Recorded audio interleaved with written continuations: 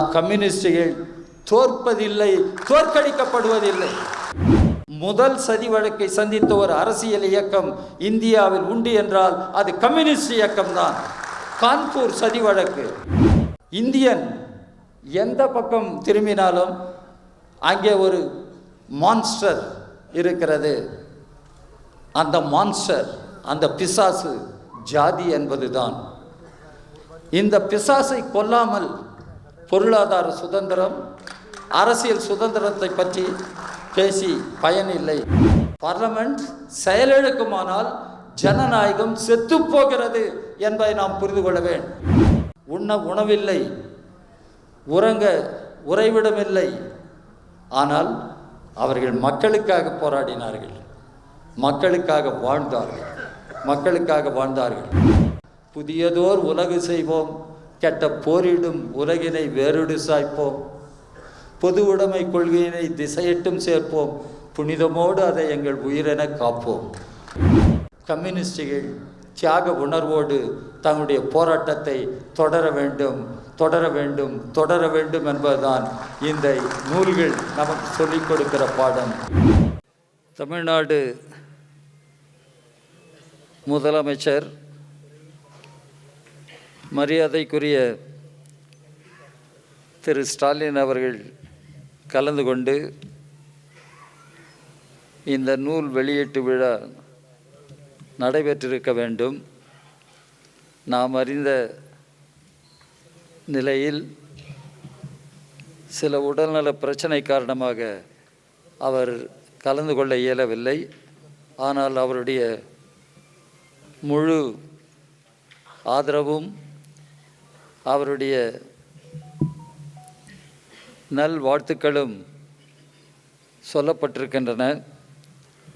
அவருடைய சார்பில் இந்த நூல் வெளியீட்டு விழாவில் கலந்து கொண்டு நூலினை வெளியிட்டு அமர்ந்திருக்கிற அமைச்சர், நம்முடைய அன்பிற்கும் மரியாதைக்கும் உரிய தங்கம் தென்னரசு அவர்களே,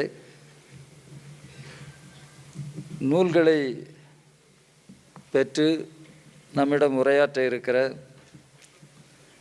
மரியாதைக்குரிய நம்முடைய அன்பு கவிஞர் வைரமுத்து அவர்களே,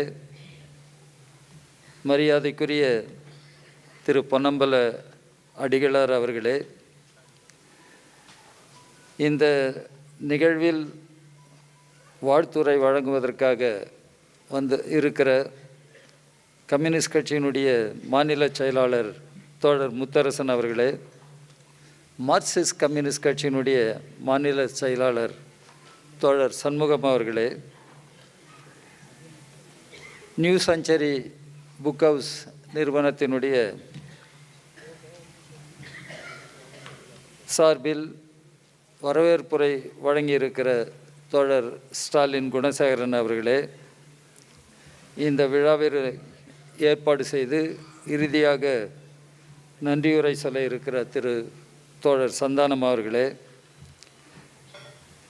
இந்த 2 தொகுதிகளையும் வார்த்தெடுத்து அவற்றை உயிர்ப்போடு நம்மிடம் வழங்கியிருக்கிற, ஆனால் இந்த விழாவில் கலந்து கொள்ள முடியாமல் இருக்கிற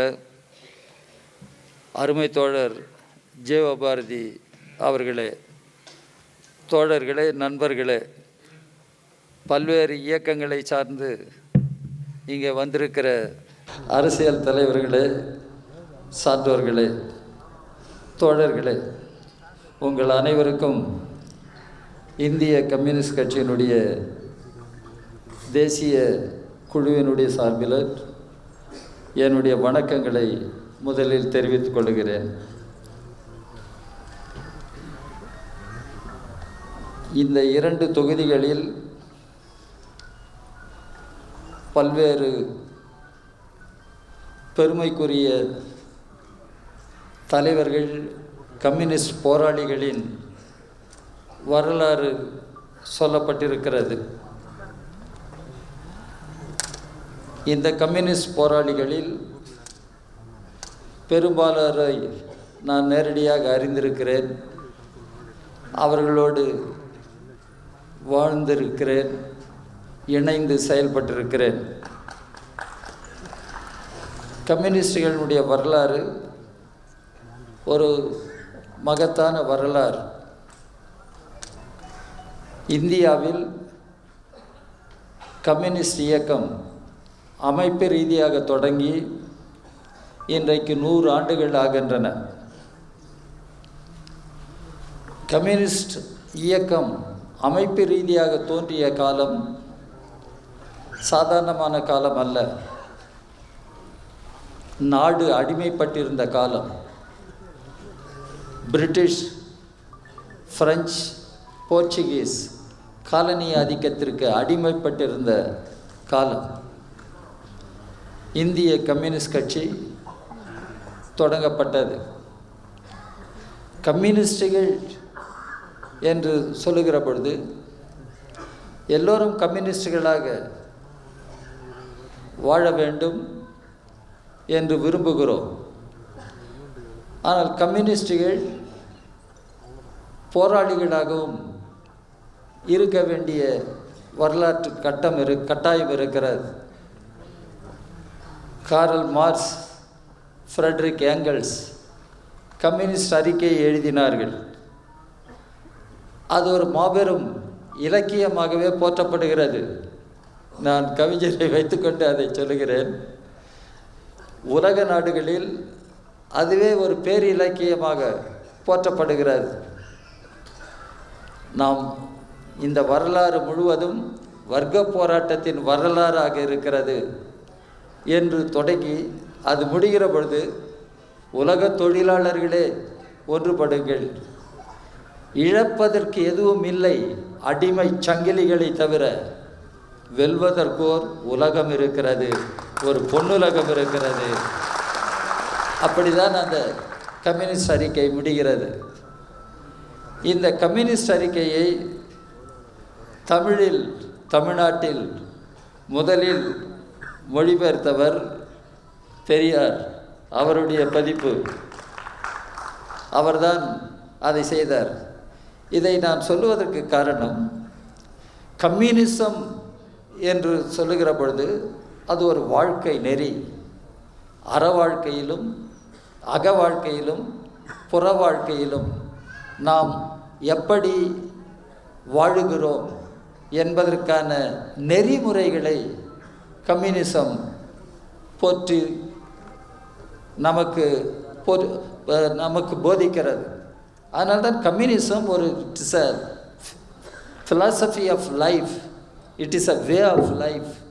அக வாழ்க்கையில் நாம் கம்யூனிஸ்டுகளாக இருக்கிறோமா, புற வாழ்க்கையில் நாம் கம்யூனிஸ்டுகளாக இருக்கிறோமா? அப்படியானால் கம்யூனிஸ்டுகள் யார்? இதுதான் கேள்வி. கம்யூனிஸ்டுகள் யார்? கம்யூனிஸ்டுகள் தங்களுடைய சுக துக்கங்களை பொருட்படுத்துவதில்லை.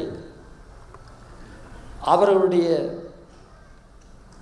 நோக்கமெல்லாம் மக்களுடைய சுகதுக்கங்கள், நாட்டினுடைய சுகதுக்கங்கள், மக்களை எப்படி விடுவிப்பது, நாட்டை எப்படி விடுவிப்பது.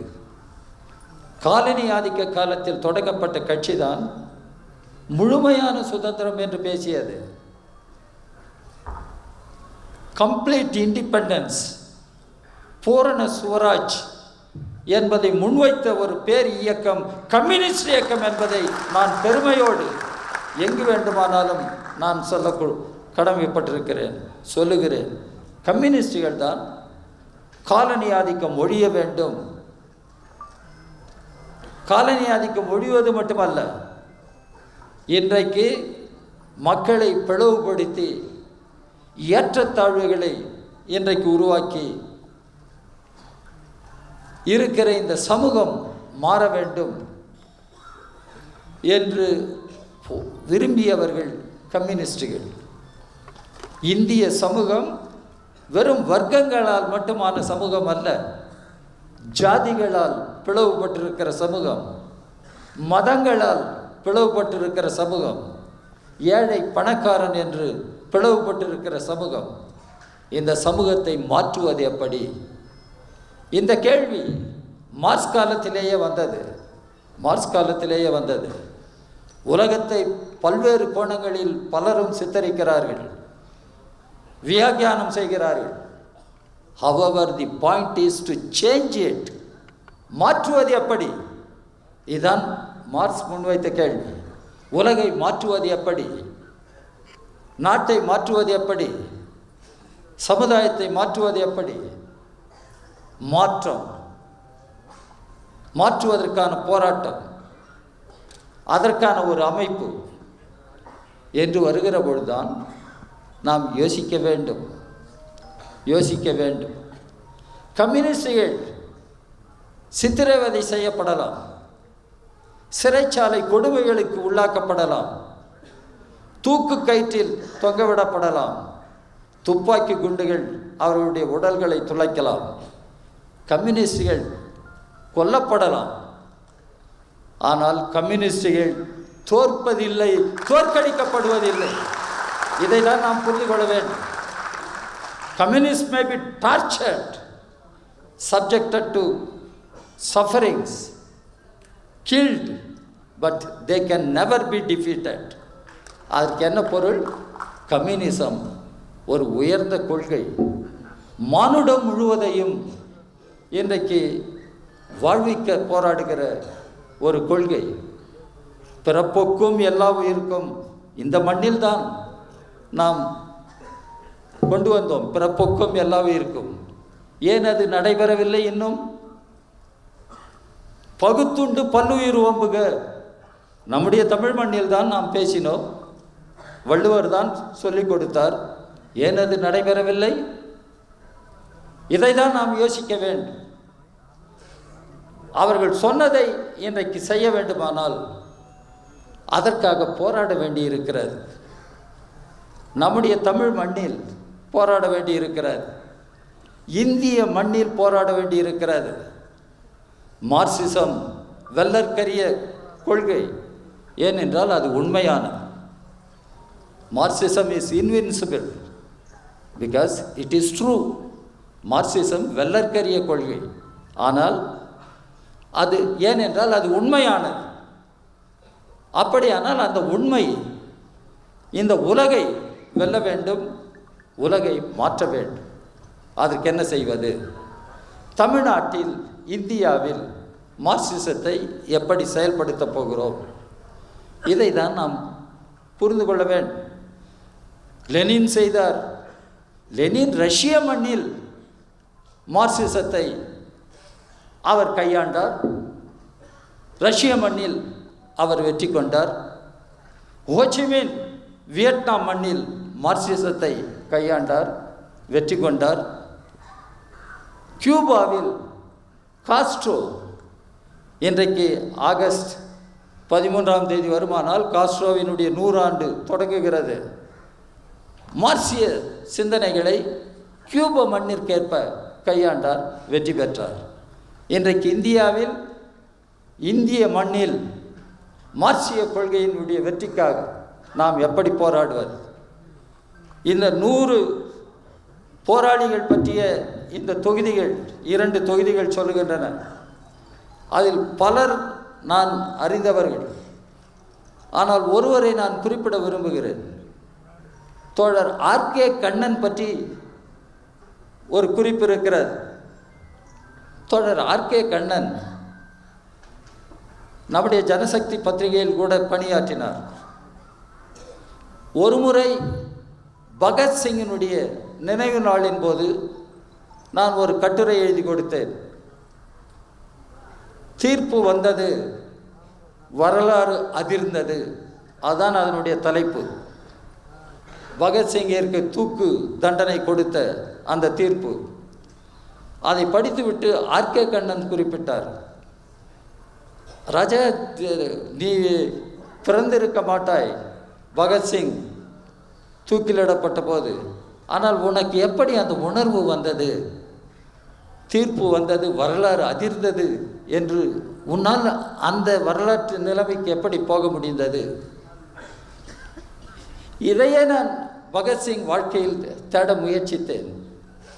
பகத்சிங் எப்படி கொல்லப்பட்டான் என்பதை நீங்கள் எல்லாம் அறிந்திருக்க வேண்டும். இன்றைக்கும் உசைனிவாலாவில் பகத்சிங்கினுடைய சமாதி இருக்கிறது. அந்த சமாதியின் மீது 2 வார்த்தைகள் தான் எழுதப்பட்டிருக்கின்றன. அந்த 2 வார்த்தைகள் இன்குலாப் ஜிந்தாபாத். இதுதான் பகத்சிங்கினுடைய சமாதியில் எழுதப்பட்டிருக்கிற 2 வார்த்தைகள். பகத்சிங்கை தூக்கிலிடப்படுகிற பொழுது அவர்கள் கேட்டார்கள், கடைசி ஆசை ஏதாவது இருக்கிறதா என்று. அப்பொழுது பகத்சிங் சொன்னான், அவன் அம்மாவை பார்க்க வேண்டும், அப்பாவை பார்க்க வேண்டும், இது வேண்டும் அது வேண்டும் என்று கேட்கவில்லை. என்னை தூக்கிலிடப்படுகிற பொழுது என்னுடைய முகத்தை கருப்பு துணியால் மூடாதீர்கள். நான் தூக்கிலிடப்படுகிற பொழுது என்னுடைய கண்கள் திறந்தே இருக்க வேண்டும். நான் சாகிற பொழுதும் என்னுடைய தாய் நாட்டை நான் பார்த்து கொண்டே சாக வேண்டும் என்று சொன்னவன் பகத்சிங். அவன் எழுப்பிய முழக்கம்தான் இன்குலாப் ஜிந்தாபாத். இன்றைக்கு தமிழ்நாட்டில் எண்ணற்ற கம்யூனிஸ்டுகளை நாம் சொல்ல முடியும். கட்சி தொடங்கப்பட்ட பொழுது இப்படிப்பட்ட ஜனநாயக நெறிகளுக்கு உட்பட்டு அதற்கும் நான் வருகிறேன். கட்சி தொடங்கப்படவில்லை. முதல் சதி வழக்கை சந்தித்த ஒரு அரசியல் இயக்கம் இந்தியாவில் உண்டு என்றால் அது கம்யூனிஸ்ட் இயக்கம்தான். கான்பூர் சதி வழக்கு. என்ன கான்பூர் சதி வழக்கு? அங்குதான் கட்சி தொடங்கப்பட்டது. மீரட் சதி வழக்கு, லாகூர் சதி வழக்கு, பெஷாவர் சதி வழக்கு, எத்தனை சதி வழக்குகள் கம்யூனிஸ்டுகள் மீது போடப்பட்டன. அந்த சதி வழக்குகளை எல்லாம் சந்தித்து தான் கம்யூனிஸ்டுகள் நாட்டினுடைய விடுதலைக்காக போராடினார்கள்.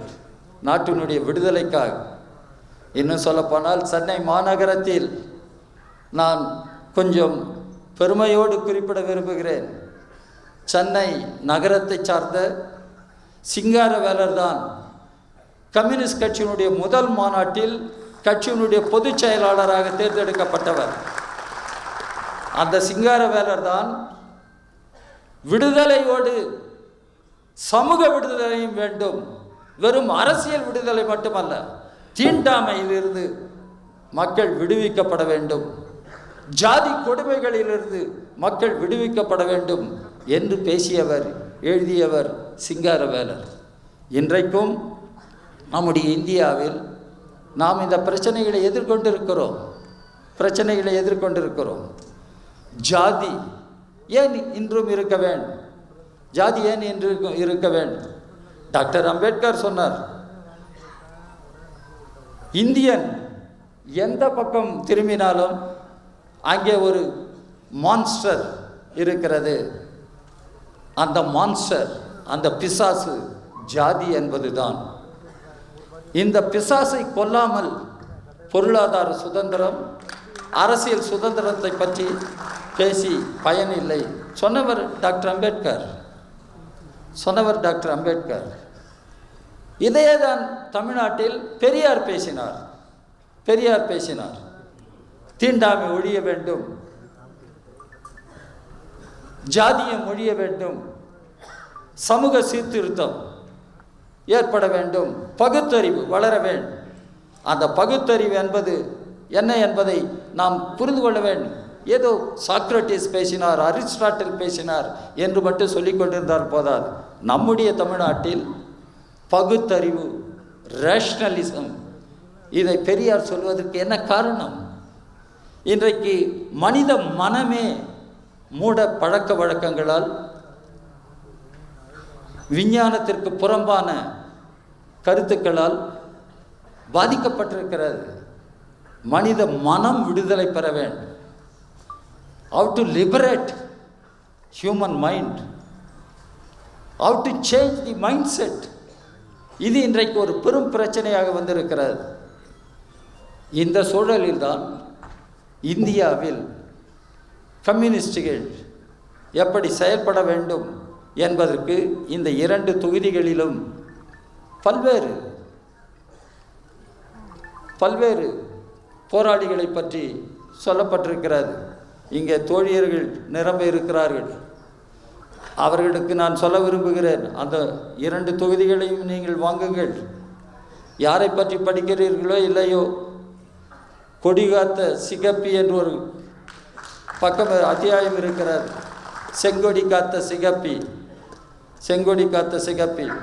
ஒரு பெண் எப்படி செங்கொடிக்காக தன்னுடைய உயிரை பணயம் வைத்து செங்கொடியை பிடித்து நின்றாள் என்று. இதெல்லாம் கம்யூனிஸ்டுகள் போராட வேண்டும். இது அமைப்பு ரீதியாக போராட வேண்டும், அரசியல் ரீதியாக போராட வேண்டும், எல்லாவற்றுக்கும் மேலாக கொள்கை ரீதியாக போராட வேண்டும். இன்றைக்கு இந்திய மண்ணில் இன்றைக்கு சமத்துவம் மலர வேண்டும், சமூக நீதி மலர வேண்டும், சமூக நீதி மலர வேண்டும். இதை பல்வேறு கோணங்களில் நாம் புரிந்து கொள்ள வேண்டும். மதங்களின் பெயரால் இன்றைக்கு மோதல், மதங்களின் பெயரால் மோதல். ஏன் இந்துக்கள் முஸ்லிம்கள் என்று மக்கள் பிரிவினை செய்யப்படுகிறார்கள்? ஏன் அங்கே மோதல் ஏற்படுகிறது? இதை நாம் புரிந்து கொள்ள வேண்டும். மதங்கள் ஏன் மதங்களை ஏன் இப்படி பயன்படுத்துகிறார்கள்? மதங்களை ஏன் இப்படி பயன்படுத்துகிறார்கள்? இதே இந்திய மண் தான் புத்தனை ஈன்றது. புத்தன் தான் மானுடர்களுக்கிடையே கருணையும் பாசமும் தழைக்க வேண்டும், திகழ வேண்டும் என்று சொன்னவன் புத்தன். இயேசுநாதரை எடுத்துக்கொண்டாலும் அடுத்தவனை அயலானையும் தன்னை போல் நேசி என்று சொன்னதுதான் இயேசுநாதர். அயலானையும் தன்னை போல் நேசி என்று சொன்னவர். முகமது நபி எல்லோரையும் சகோதரர்களாக நாம் நடத்த வேண்டும் என்று சொன்னவர். குருநானக் நீங்கள் எடுத்துக்கொள்ள வேண்டும். குருநானக்கிற்கு அவர் சாப்பிட்டு கொண்டிருந்த பொழுது ஒரு கதையை நீங்கள் தெரிந்து கொள்ள வேண்டும். ஒரு ஏழை கூலி தொழிலாளி குருநானக்கு சாப்பாடு தருகிறான். அதை குருநானக் சாப்பிடுகிறார். அப்பொழுது ஒரு வட்டி கடைக்காரன் செல்வந்தன் குருநானக்கிடம் போகிறான். இதை ஏன் சாப்பிட்டு கொண்டிருக்கிறாய்? இது என்ன சாப்பாடு? நான் கொண்டு வருகிறேன் என்று மிக சிறப்பான சாப்பாடு கொண்டு போய் தருகிறான். அப்போது குருநானக் சொல்லுகிறார், நீ கொடுத்த சாப்பாடு எப்படிப்பட்டது என்பதை நீ தெரிந்து கொள் என்று. அந்த சாப்பாட்டை அவர் கையில் எடுத்து பிழிவார். அந்த சாப்பாடு இரத்தமாக அது ஒழியும், இரத்தம் வடியும். அதே நேரத்தில் அவனிடம் சொல்லுவார், இந்த ஏழை கொடுத்த சாப்பாடை பார் என்று இன்னொரு கையில் அந்த சாப்பாட்டை கசக்குவார். பாலாக அது வழியும். இது குருநானக் சீக்கிய மதம். எனவே மதங்கள் எல்லாம் இப்படி தான் தொடங்கி இருக்கின்றன. ஆனால் இன்றைக்கு மதங்கள் மக்களை பிளவுபடுத்துவதற்கு ஏன் பயன்படுத்தப்படுகின்றன? ஏன் பயன்படுத்தப்படுகின்றன? இதைதான் இன்றைக்கு நாம் யோசிக்க வேண்டும். அப்பொழுதுதான் நம்முடைய தமிழ்நாட்டில் தான் நாம் பேசினோம். கொடுப்பாரும் இலர் கொள்வாரும் இலர் மானுடம் வென்றதம்மா. கொடுப்பாரும் கொள்வாரும் இருக்கிற ஒரு சமுதாயமாக நம்முடைய சமுதாயத்தை எத்தனை நாளைக்கு நாம் வைத்திருக்க போகிறோம்? இது மாற்றப்பட வேண்டாமா? இதுதான் இன்றைக்கு இருக்கிற கேள்வி. இப்பொழுது நாடாளுமன்றம் நடந்து கொண்டிருக்கிறது. நாடாளுமன்ற ஜனநாயகமே இன்றைக்கு நசுக்கப்பட்டு வருகிறது. நாடாளுமன்ற ஜனநாயகமே நசுக்கப்பட்டு வருகிறது. இதை குறிப்பிடுவதற்கு காரணம், விடுதலை பெற்ற இந்தியாவில் நாடாளுமன்ற ஜனநாயகம் வலுப்பெற வேண்டும். விடுதலை பெற்ற இந்தியாவில் மாநிலங்களின் உரிமைகள் காப்பாற்றப்பட வேண்டும், மாநில நலன்கள் காப்பாற்றப்பட வேண்டும் என்று குரல் கொடுத்தவர்கள் கம்யூனிஸ்டுகள். டாக்டர் அம்பேத்கர் அவர் முதலில் எழுதிய ஒரு அரசியல் சட்டம் இருக்கிறது, constitution. Schedule caste schedule tribe ஃபெடரேஷனுக்காக அவர் எழுதியது. அதில் அவர் சொன்னது யுனைடெட் ஸ்டேட்ஸ் ஆஃப் இந்தியா. இந்தியாவை யுனைடெட் ஸ்டேட்ஸ் ஆஃப் இந்தியா என்று குறிப்பிட வேண்டும் என்று அம்பேத்கர் எழுதினார். ஆனால் அது எல்லோருடைய ஒருங்கிணைப்பில் இப்போது இருக்கிற அரசியல் சட்டம் உருவான சமயத்தில் அம்பேத்கர் ஒப்புக்கொண்டார், India, that is Bharat union of states. Union of states. எனவே அங்கே இருக்கிற ஆட்சி யூனியன் கவர்மெண்ட். அது ஏதோ ஒற்றை பரிமாண ஆட்சி என்று இன்றைக்கு மோடி நினைத்து கொண்டிருக்கிறார். இந்திய அரசு ஒரு ஒற்றை பரிமாண அரசு அல்ல.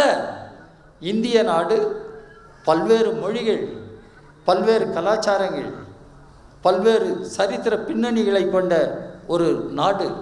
Country of tremendous diversities. இதை அங்கீகரிக்காமல் இந்தியாவை நாம் முன்னெடுத்து செல்ல முடியாது. இந்தியாவை முன்னெடுத்து செல்ல முடியாது. இப்போது நாடாளுமன்றமே செயல்படுவது இன்றைக்கு அரிதாக இருக்கிறது. நாடாளுமன்ற ஜனநாயகத்தையே இன்றைக்கு கவிழ்க்க வேண்டும் என்று இன்றைக்கு பிஜேபி, ஆர்எஸ்எஸ் இன்றைக்கு முயன்று கொண்டிருக்கிறார்கள். இப்போது நாடாளுமன்றம் செயலிழக்கமானால் என்ன ஆகும்? இதை தான் நாம் தெரிந்து கொள்ள வேண்டும். If parliament becomes redundant, democracy dies. Parliament செயலிழக்குமானால் ஜனநாயகம் செத்து போகிறது என்பதை நாம் புரிந்து கொள்ள வேண்டும். இதுதான் ஹிட்லர் காலத்தில் நடந்தது. ஹிட்லர் தொடுத்த முதல் தாக்குதலே ரைக்ஸ்டாக் பாராளுமன்றத்தை கொளுத்தி பாராளுமன்றம் இல்லாமல் செய்தது. இப்போது பிஜேபி, ஆர்எஸ்எஸ் காலத்தில் பாராளுமன்றத்தை செயல்பட விடாமல் பாராளுமன்ற ஜனநாயகத்தையே இன்றைக்கு ஒழித்து கட்ட வேண்டும் என்று முயற்சிக்கிறார்கள். எப்படி நாம் ஜனநாயகத்தை காப்பாற்றப் போகிறோம்? எப்படி அரசியல் சட்டத்தை காப்பாற்றப் போகிறோம்? இதுதான் நம் முன்னால் இருக்கிற பெரும் கேள்விகள். எனவே தான் இன்றைக்கு இந்திய சூழலில், தமிழ்நாட்டு சூழலில் புரட்சியை நாம் முன்னெடுத்து செல்ல வேண்டுமானால் கம்யூனிஸ்டுகள், அதே போல அம்பேத்கரை பின்பற்றுபவர்கள் அம்பேத்கரைட்ஸ், அதே போல பெரியாரை பின்பற்றுபவர்கள் பெரியாரிஸ், இவர்கள் அனைவரும் ஓரணியில் இன்றைக்கு நின்று போராட வேண்டும். இதுதான் இன்றைக்கு காலத்தினுடைய தேவையாக இன்றைக்கு வந்திருக்கிறார். காலத்தினுடைய தேவையாக வந்திருக்கிறார். இந்திய மக்களை விடுவிக்க வேண்டும். இந்திய நாட்டை விடுவிக்க வேண்டும். நான் இதை குறிப்பிடுவது அனைத்து ஏற்றத்தாழ்வுகளிலிருந்தும் சுரண்டல் கொடுமைகளிலிருந்தும் மக்களை விடுவிக்க வேண்டும். நாட்டை விடுவிக்க வேண்டும். அதற்கான வழிமுறை இன்றைக்கு கம்யூனிசம், மார்க்சிசம், சந்தேகமில்லை. ஆனால் இன்றைய காலகட்டத்தில் இந்த போராட்டத்தில் அம்பேத்கரை பின்பற்றுபவர்கள், பெரியாரை பின்பற்றுபவர்கள் நாம் அனைவரும் ஓரணியில் திரண்டு போராட வேண்டிய கட்டாயம் வந்திருக்கிறது. இதை தான் நாம் இன்றைக்கு புரிந்து கொள்ள வேண்டும். அந்த போராட்டத்தில் நம்முடைய சுகங்கள் ஒழிந்து போகும்.